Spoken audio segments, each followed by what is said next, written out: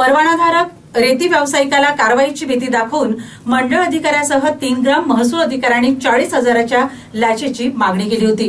दरम्यान एसीबी पथकाने सापळा रचून त्यांना अटक केली।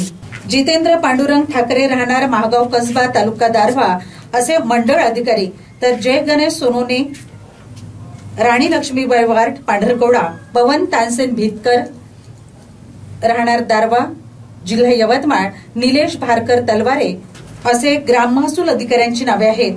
तसेच अशोक श्रावण रणखाम राहणार हरू तालुका दारव्हा असे लाच स्वीकारणाऱ्या खाजगी व्यक्तीचे नाव आहे। तक्रारदार यांचा मुरुम व रेती वाहतुकीचा कायदेशीर व्यवसाय आहे। 21 जुलै रोजी दारव्हा येथे मुरुमाची वाहतूक करीत असताना त्यांचा ट्रॅक्टर पंक्चर झाल्याने उभा होता। यावेळी मंडळ अधिकारी ठाकरे यांच्यासह ग्राम महसूल अधिकारी हे तक्रारदाराच्या ट्रॅक्टर जवळ गेले।